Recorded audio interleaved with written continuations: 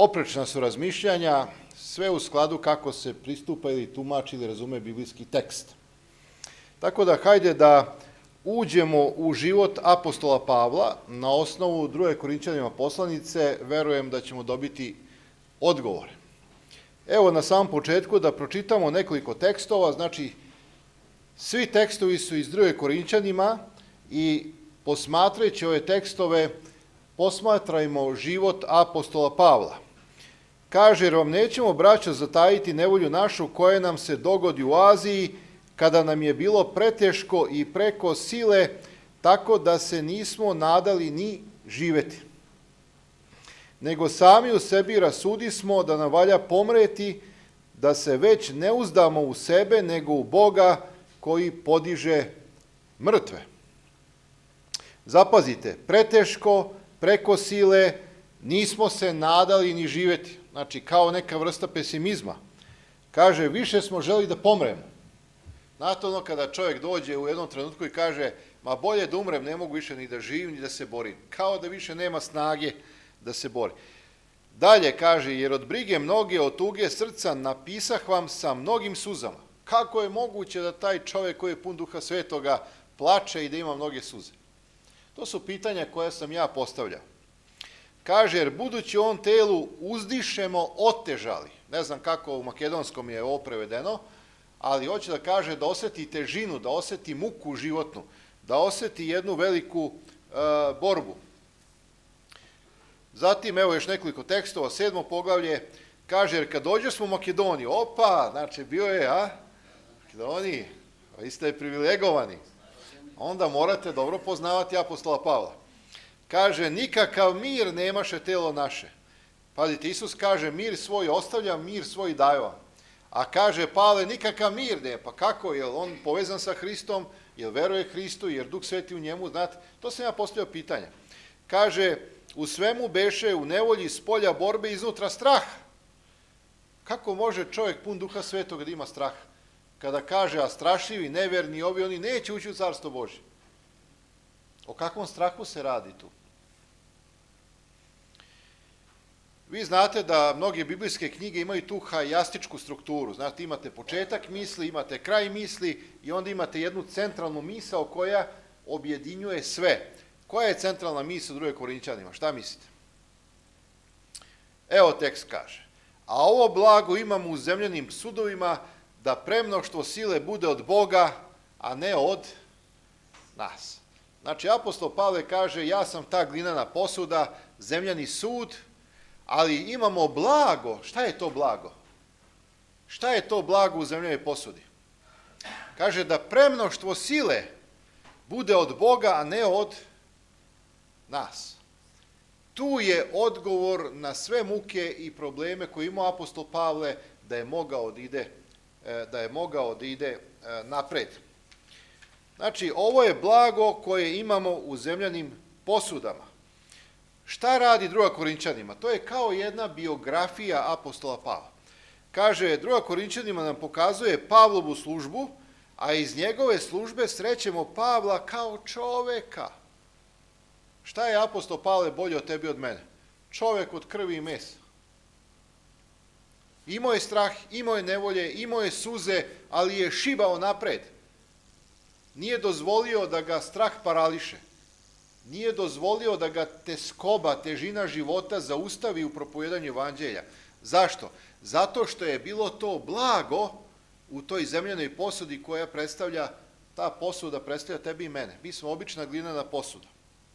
Pazite, kad sam ja počeo sa službom, to jest ne sa službom, nego i kao mlad hrišćanin, ja sam u svojoj glavi imao neku ideju kako bi trebalo da izgleda idealan hrišćanin. Hteo sam čak i ja biti savršen.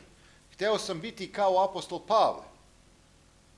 Hteo sam da osnivam mnoge crkve, da propovedam još kao mlad hrišćanin. I ono što je bio moj problem, sa kojim sam se ja borio, mislio sam da se savršeni hrišćanin smeši od jutra do sutra. Stalno je nasmejan, nema, svi problemi odbijaju se od njega, razumete, kao sunce od ogledala, ništa njega ne dotiče, savršeni hrišćani, nema suze, nema straha, sve je super. Ako lije suze, mislio sam da to nije život pobjede. Kako može jedan hrišćanin koji je savršen da lije suze? Čak sam mislio da greši, da čini greh. Mislio sam da savršeni hrišćanin treba da bude uvek hrabar, neustrašiv, odvažan u svakoj situaciji. Ako se nečega plaši ili ako ima strah, onda sam smatrao da nema Duha Svetoga. Ako imaš Duha Svetoga, onda nemaš strah, tako sam ja razmišljao. Isto tako mislio sam da savršeni hrišćanin nikada nije žalostan. Kako možeš biti žalostan ako je Hristos u tebi, ako je Duh Sveti u tebi? To su bile moje borbe. Tako sam razmišljao. Sad, ono što je poenta jeste da je apostol Pavle bio jedan običan čovek kao ti i ja. Kada sam čitao 2. Korinćanima, zapitao sam se da li je Pavle bio zaista žalostan. Pročitao sam da je lio mnoge suze. Pitao sam se, da li je Pavle to zaista plakao? Pročitao sam, kao što smo zajedno čitali, da je Pavle bio žalostan. Pa sam postavio pitanje, da li je moguće da je Pavle, koji je bio pun Duha Svetoga, 4 misionska putovanja, osnivao na desetine crkava, bio žalostan? Zatim sam pročitao da je Pavle izgubio svaku nadu, da mu više nije bilo ni do života. A onda, kako sam dalje promišljao, počeo sam primećivati da je Pavle neko ko je postao blizak meni. Jer ja imam te probleme. Imao sam razočarenja, imao sam strahove, lio sam suze, želeo sam da napustim celu tu priču. I onda sam počeo da razmišljam, pa čekaj, apostol Pavle nije neki tako iznad mene ili tebe i neko ko je nedostižan.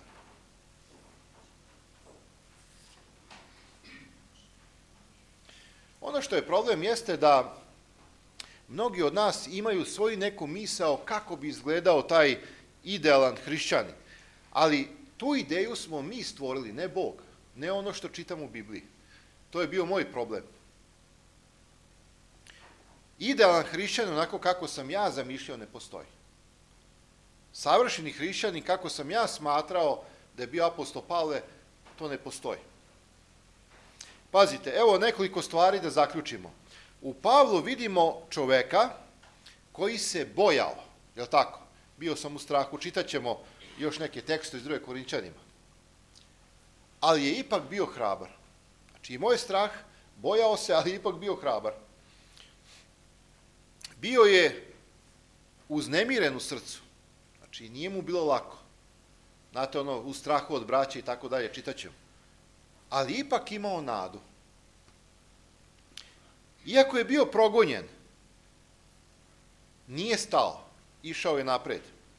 Činilo se da je bio smrtno obaran, ali nije umro. Sećate se ono, kad su ga kamenovali da je, kaže, mislili su da je mrtav, ali je preživeo. Vidimo njegovu slabost, ali onda onaj predivan tekst, ali u toj slabosti on kaže, bio sam jak. Vidite, ako želimo biti savršeni, mi moramo priznati da smo slabi.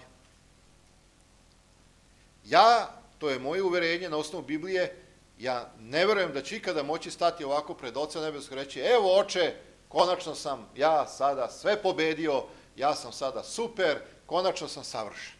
Evo, više ne činim nijedan greh.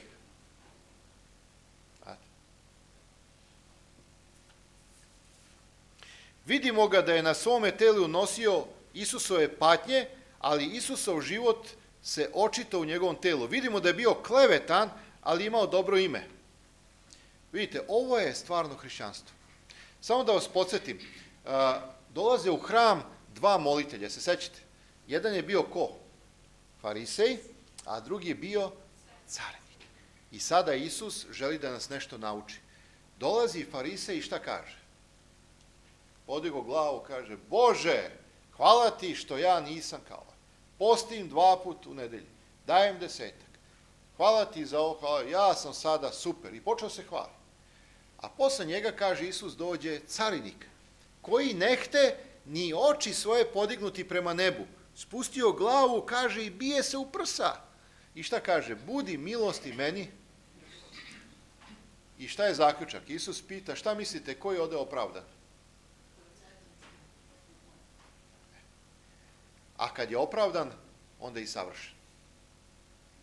Ali je bio svestan da je nula. Kaže, nehte ni glave svoje podignuti, bijući se prse i kaže, budi milosti meni grešnome.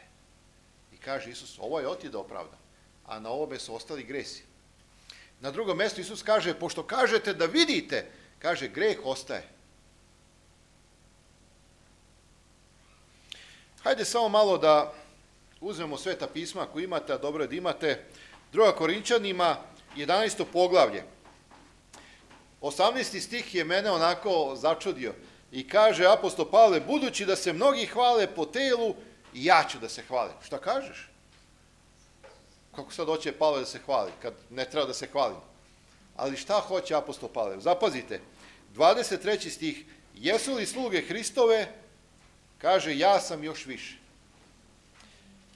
Više sam se trudio, vidite, on se sad hvali, ali vidjet ćete poentu. Kaže, više sam boja podneo, više puta sam bio u tamnici, ne jednom. Pazite, radi imena Hristovog, on je bio u tamnici više puta. Od Jevreja primio sam, šta? 5 puta 40 manje jedan udarac. Ko to može da izdrži? Ako se sećam, Isus je bio 2 puta, je li tako, šiban? Ili postoji razlika između šibanja i bičevanja, ali 2 puta? A kaže apostol Pavle, primio sam 5 puta. Zamislite kako izgledaju njegova leđa. Ajde sad da vas udare sa onim bičem što kida kožu jednom 39 puta. A on kaže 5 puta po 39 udaraca. A onda tu nije kraj, kaže 3 put sam bio šiban. Ovo je sada u pitanju na grčkom šiba, prut. Mene je par puta moja baba udarila šibom od višnje.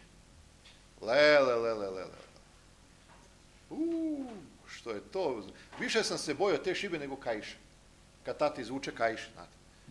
Ta šiba je bila strah i trepet. I baba je čuvala negde na ormanu, sakrivala i kad nismo bili dobri, samo uzme šibu i bež, ko stigne da pobegne, taj je dobar. I to je možda bilo 1-2 puta. A ovaj kaže ovde, naš brat u Hristu Pavle, kaže 3 put sam bio šiban, jednom su kamenje bacali na mene, 3 put se lađa sa mnom razbijala, noć i dan proveo sam u dubini morskoj. Ovo ne razume. Ne znam to da vam objasnim šta je teo da kaže, da je noć i dan proveo u dubini morskoj. Ne znam. Možda kad je olupina, možda da je bilo malo vazduha, pa eto jedno vreme proveo disajući taj vazduh dok nije nekako isplivao ili ne znam šta je time to da kaže. Ali teskoba, težak život.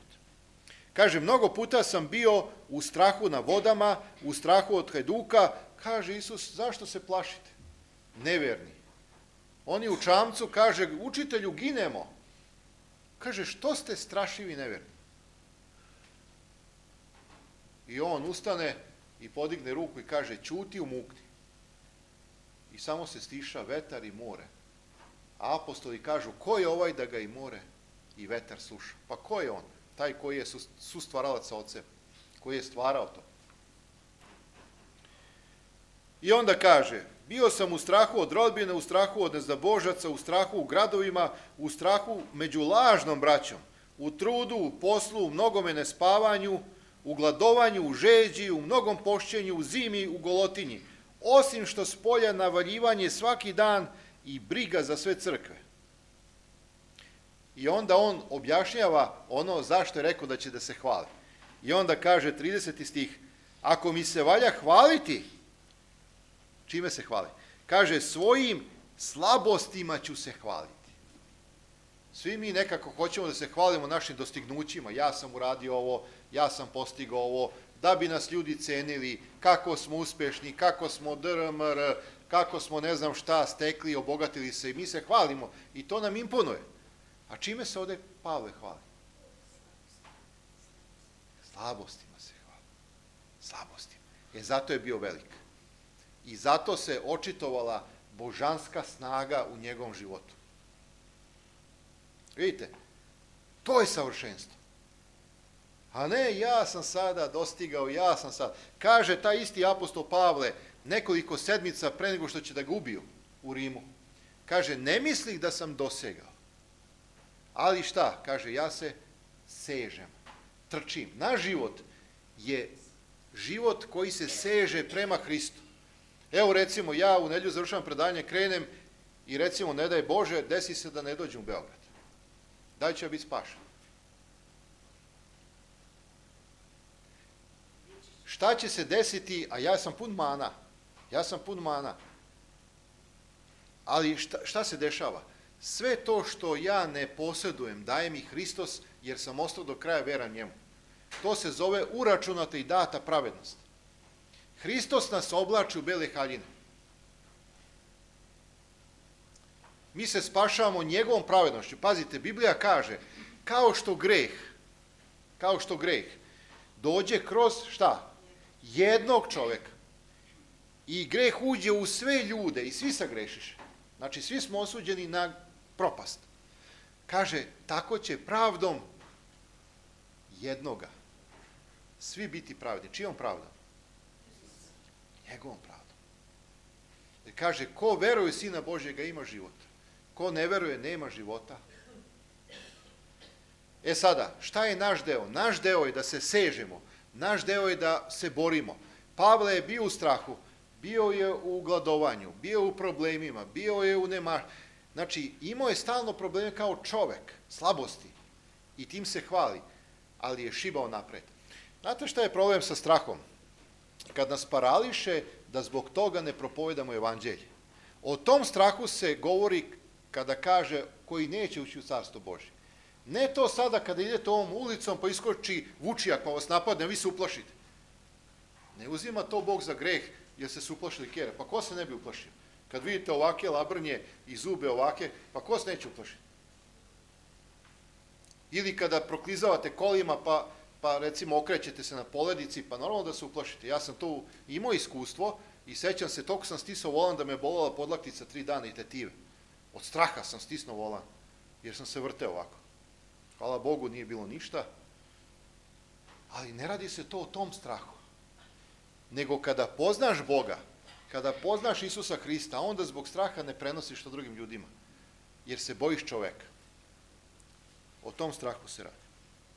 I vidite, ovo je stvarno hrišćanstvo. Može se reći da je hrišćanin osoba u kojoj postoji skladan paradoks. Biti hrišćanin znači imati život u kojem je neshvatljiv taj duhovni paradoks između božanske sile, božanskog blaga i nas kao zemljane posude. I čovjek ima uvek ekstremne misli. Želi samo da postoji to blago, a ne želi da postoji ta glinena posuda. I uvek imamo nekako ekstremne misli. Odbacujemo jedno, tako dalje. Međutim, Biblija nam kaže da postoji i glinena posuda i da postoji Božje blago u nama. Znači, apostol Pavle je rekao da ima neki trn. Šta je taj trn? Ajde, šta mislite šta je taj trn bio? Mislim da kad je sreo Isusa od velike svetlosti, on je oboje u očima i tada nije više mogao da gleda pravim ljudima. Tako je. Znači, jedan od komentara jeste, zato imao svog pisara, tako? Znači, uvijek imao pisara, ali nekad je nešto hteo da naglasi, onda kaže, a ovo sam vam napisao svojom rukom, jel? Svojom rukom. Neki smatraju da je imao problem sa kukom ili sa nekim ekstremitetima zašto je pao sa visine i tako dalje. Šta god da je to bilo, to ga je mučilo i on je tražio da Bog to uzme od njega, da ga isceli. Bog je to mogao. Ali šta mu je odgovorio? Dosta ti je moja blagodat, jer se moja milost u slabosti pokazuje sasvim. Moja će snaga zaseniti i prekriti svu tvoju slabost, drugim rečima, a to je hrišćanstvo. Hrišćanstvo ne isključuje ljudsku slabost. Hrišćanstvo znači da se Gospodnja snaga pokazuje u čovekovoj slabosti. Nikada se neće pokazati Božja snaga ako ja ne shvatim da sam slab ili ako to ne priznam Bogu. Jer Bog će reći, dobro, misliš da si faca, da si jak? Ok, ajde, šibaj glavom kroz zid, da vidim dokle ćeš izdržati.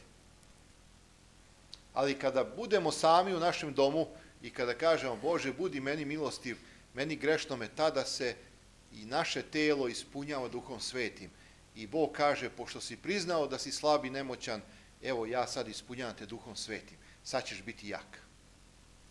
Pazite, svi smo mi grešni. Svi smo mi grešni. I ne možemo reći ovaj greh je veći, ovaj je manji. Svi smo mi grešni. Neko više ispoljava greh kroz usta, ima opak jezik, pa bode, brale i samo bocka i samo spušta i tako dalje. Neko učini ovo, neko premlati nekoga, neko, razumete? Znači, svi imamo neke slabosti. I sad ne možemo reći ovo je veći greh, ovo je manji greh. Greh je greh. Ali Bog svima nama nudi isceljenje.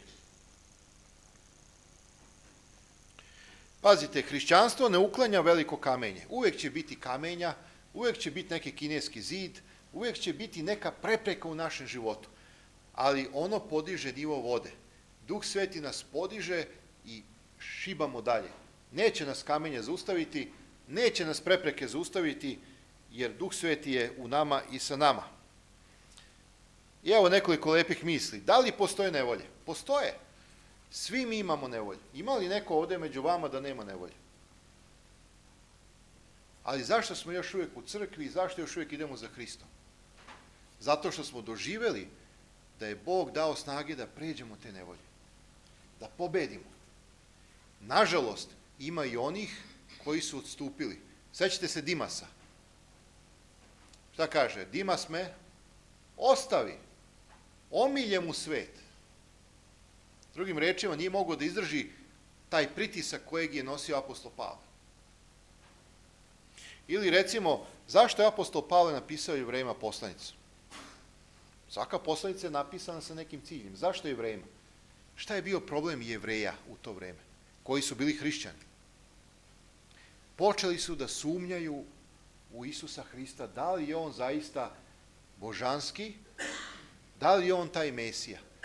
Zato što su trpeli progonstvo i onda su počeli da sumnjaju i neki su se vraćali u jevrejstvo da bi mirno živjeli, školovali svoju decu, živjeli normalno, da nisu progonjeni. Nisu mogli izdržati taj. I to je u stvari poslanica napisana umornim hrišćanima. I zato, znate, sad kada znate pozadinu, onda razumete prvo poglavlje. Gde apostol Pavle kaže, taj Mesija nije običan čovjek. Niti je anđeo. On je veći od anđela i onda citira Stari Zavet, gde otac svedoči za sina, Bože, presto je tvoj vijek vijeka i palice pravda tvoja. Znači, otac svedoči za sina da je sin Bog. Sam Isus u ono vreme se borio protiv sumnje. I zato kaže farisejima u jednom trenutku, šta mislite, Mesija, čiji je sin?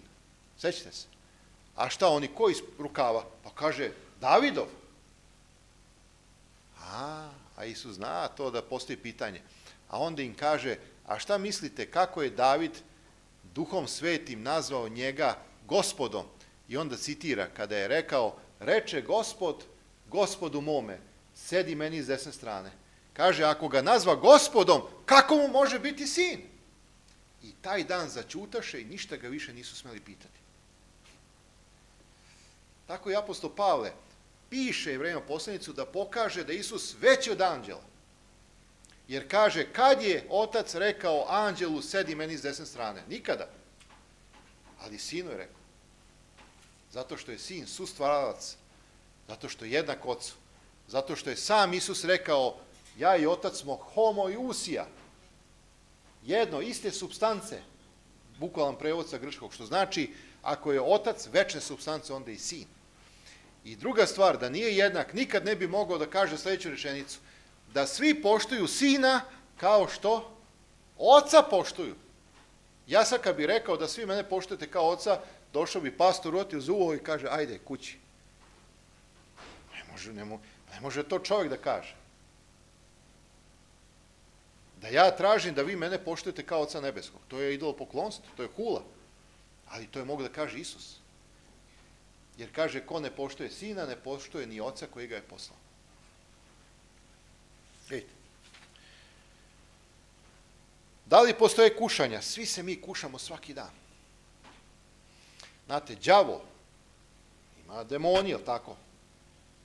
Oni nas prate od momenta rođenja. I oni nas bolje poznaju nego što ja sebe poznajem. I on neće doći sad da me kuša da ja pijem viski. Nisam ga pio ni u svetu dok sam. Nemam pojma, to ne znam. To mi nije bilo lepo. Neće da me kuša sa nekim drugim stvarima. Ali kušat će me tamo gde zna da sam slab. On zna i tebe. Pazite, ja sam radio u livnici i bilo mi je zanimljivo kada ovako otprilike kalo bude, to sa dizelicama moram da prevrćemo, pa ga izbušimo, pa ga okrenemo, onda se sipa. Najteže mi je bilo kada smo držali lonac koji je samo prazan 70 kila, zato što je od tuča, pa je obavijan zemljom i onda teške šipke, a još kad se sipa gvožđe bude do 130 kila. I onda morate da stavite ovako, imate široko, na koleno i onda polako da sipate u kalup, ne sme brzo, ne sme polako. Zatvorit će se rupa, ako brzo prelije može da eksplodira, gasovi podignu kalup, pa te isprska ona lava. I onda dođe stručnjak koji ima zadatak, samo mali ovako čekić ima u zadnjem džepu, sećam se kako su uvijek, mi se mučimo, kalupujemo, on ide ovako, dobro, učio škole, obrazovanje, ide ovako i sad dođe poslovođa i kaže, otvaramo ovaj kalup da vidimo, tačno se zna koliko treba da se ohladi, i njegov zadatak, lili smo ove velike točkove za lokomotive. Neka italijanska firma je tada još u Majevici naručila. I onda on dođe sa malim čekićem i ovako lupka i osušuje, bio je profesionalac. Lupka osušuje i ako čuje drugačiji zvuk, kaže ovo ide ponovno na livenje. Ima neka šljaka unutra, ima nešto što ne sme da bude. I onda kad nije dovoljno siguran, kaže majstoru, koji je bio moj majstor kao mentor, kaže uzmi onaj čekić i malo, kaže, više puta lupi jače da vidimo da li će biti promen, da li će pucati. I onda on malo jače lupi, čekaj, kaže, jel se ovde vidi pukotina? Kaže, ajde uzmi onaj drugi čekić jače, lupaj. I on lupa i on pukne. I onda ja gledajući sa strane kao mladi radnik stvaram jednu sliku i kažem ovako, vidite, đavo dolazi kušanje. Svaki dan sa malim čekićem. I ovako te lupka. I onda kaže, a tu si napuko, tu si slab. I onda uzmem buzdovančinu i lupate dok te ne slomi.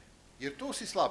Vidite, ta slika je meni pokazala kako đavo nas kuša gde su naše slabe tačke da bi nas uništio. Ali ako Bogu priznamo i ako kažemo, Bože, ja sam tu slab, pomozi mi, moliš se, onda se spušta blago koje zasenjuje sve tvoje slabosti i ti postaješ savršen u Hristu. Znači, da li postoje slabosti? Svi imamo slabosti. Zato nikada, dragi moji, nemojmo osuđivati. I nikada upirati prst i reći ovaj grešnik veći od mene. I kaže jedan stariji propovednik, davno je to bilo, ja sam bio mlad, meni je to ostalo u glavi. Kaže, kada dolazite u crkvu, kaže, donesite grablje. Znate grablje na makedonski? Ono kad vučete travu, grablje, kad grabljate. Kaže, donesite grablje. Kaže, nemojte nositi vile. Vile su ono za seno. Da. I onda on objašnjava, kaže, zašto grablje? Zato kada slušate reč Božju od onoga koji propoveda, kogod to bio, onda kažite, ovo je za mene. Ovo je za mene. A ne vile, ono je za njega, ja sam tu dobar, ne, to je za njega, on to treba da čuje. On treba, ne, on je. Tako da, jako je puno mudrosti tu. Božja sila se očituje u slabosti upravo kao što se nebesko blago očituje kroz zemljanu posudu, dragi moji.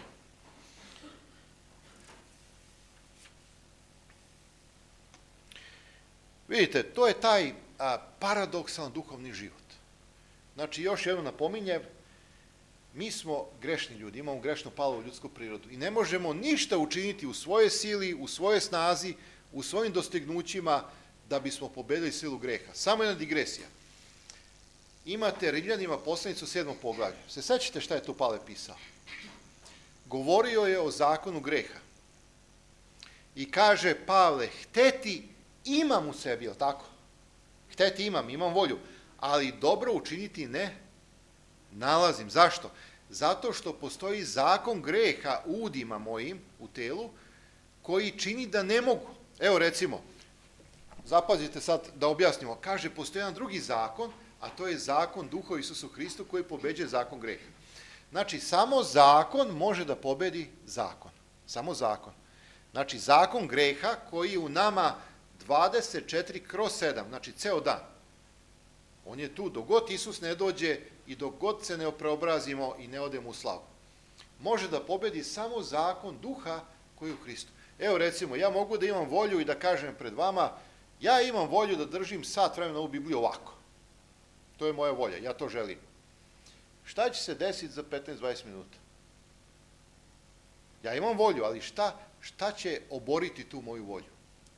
Koji zakon? Tako je, zakon gravitacije, neki kažu magnetizma, šta god. Znači, taj zakon pobeđuje moju. Ja hoću, ali vidite, ono pada. Vidite, naša volja nije dovoljno jaka protiv uticaja greha. Mi možemo odlučiti da ćemo sad biti verni, ali za kratko vreme zakon greha nas pobedi. Pobedi našu volju. Šta pobeđuje zakon gravitacije? Pobeđuje drugi zakon koji se zove zakon gustine.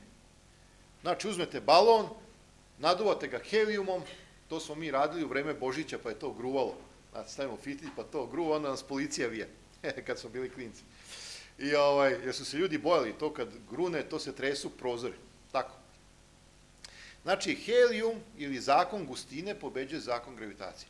Zato kaže apostol Pavle, ja nesrećan čovek, ko će me izbaviti od tela greha? Ko će me izbaviti? I onda kaže, ima jedan drugi zakon koji pobeđuje zakon greha, to je zakon duha u Isusu Hristu.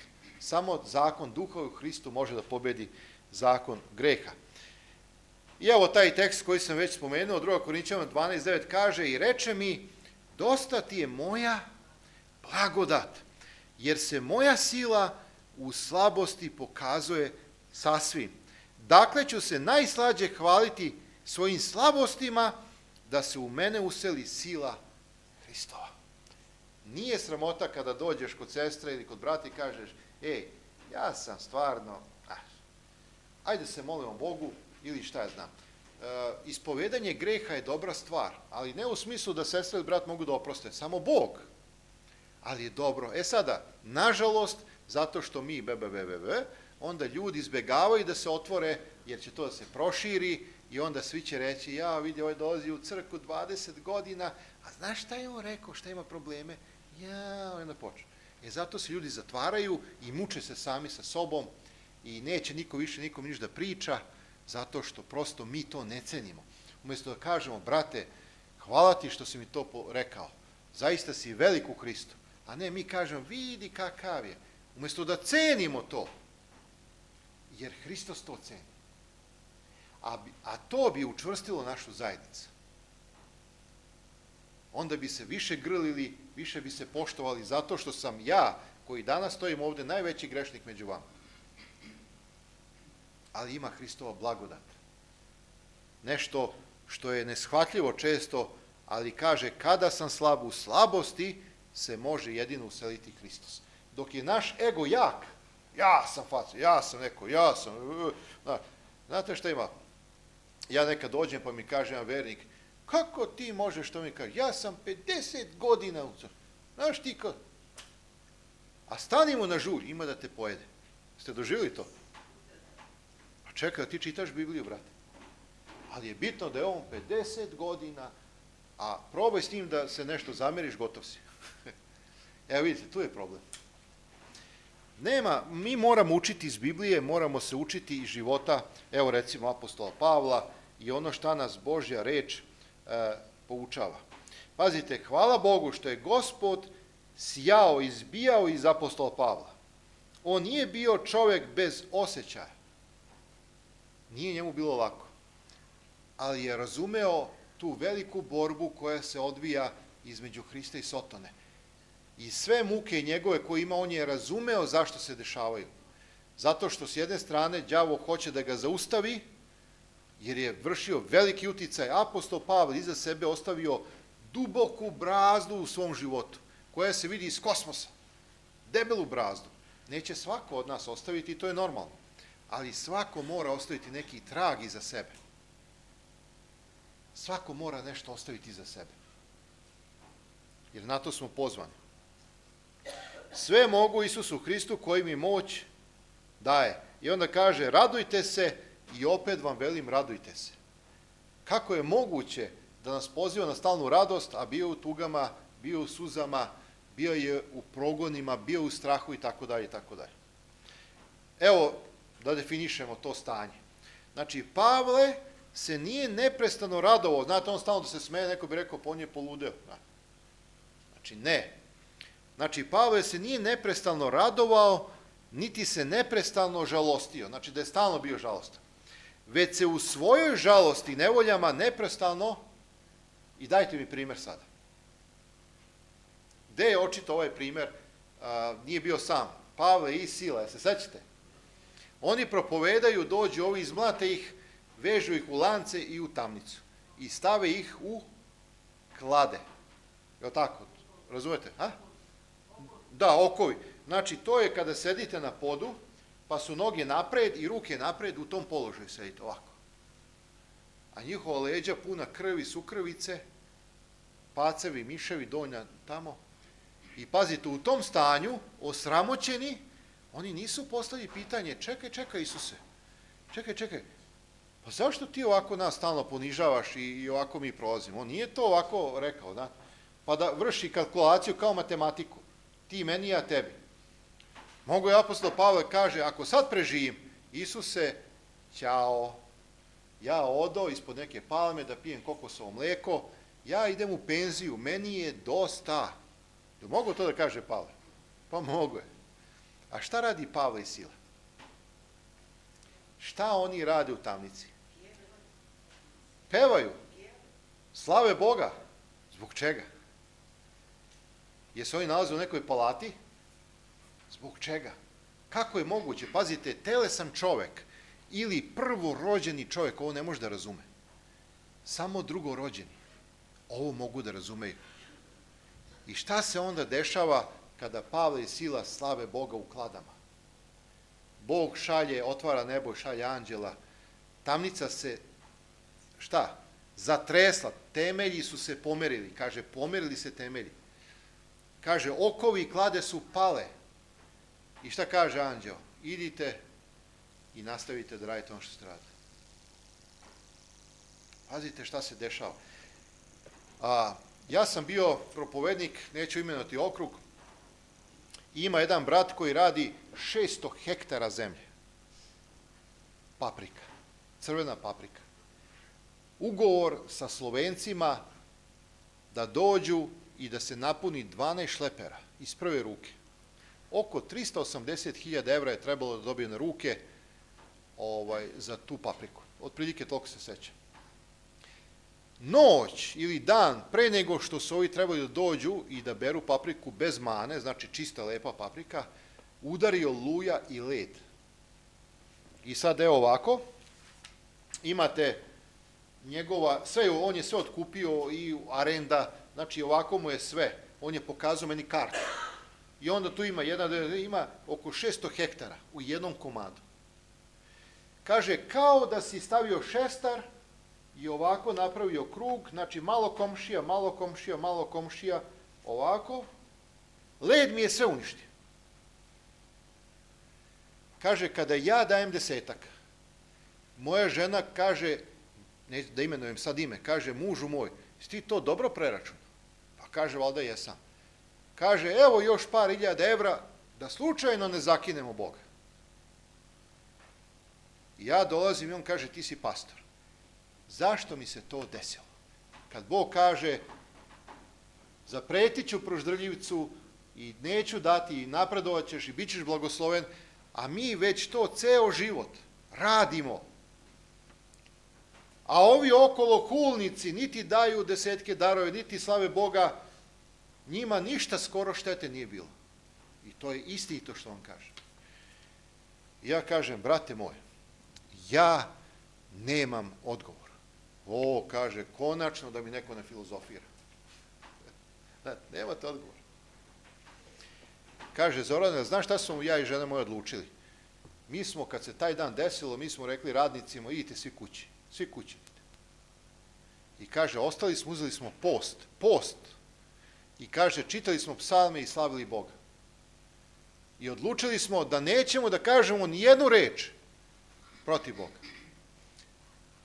I ja dolazim, to je već sledeća godina, da bi uzeo neke stvari za fakultet, i on kaže, ove godine nas je Bog duplo blagoslovio.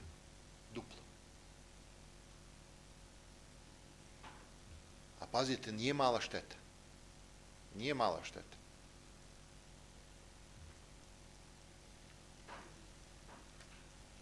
To je hrišćanstvo. To je adventizam koji ja volim, to.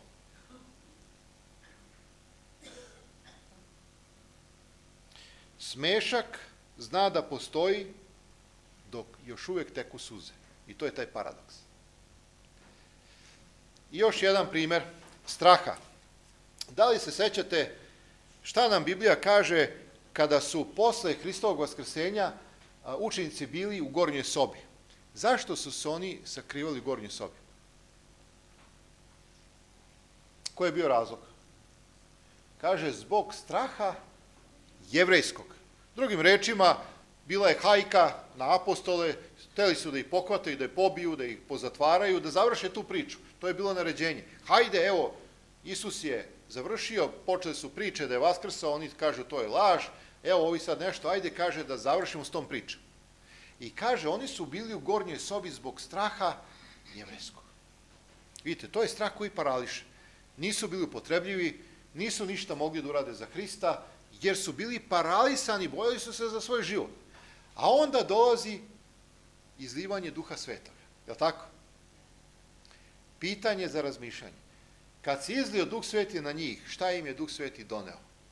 Šta im je dao da su oni posle toga razvalili ona vrata, otišli u narod na trgove i počeli da propovedaju evanđelje, ne razmišljajući više o svom životu da će ih neko nešto i šta je. I Bog je toliko blagoslovio da se krštavalo po 2, 3, 5.000 ljudi. I počeli su da se ljudi plaše jer su imali silu koja ih je pratila. Šta se desilo na dan Pedesetice? Šta je Duh Sveti to njima donao? Da se napravi ta velika razlika u njihovom životu. Se seća neko, ima i komentar, jedan u čežnji vekova.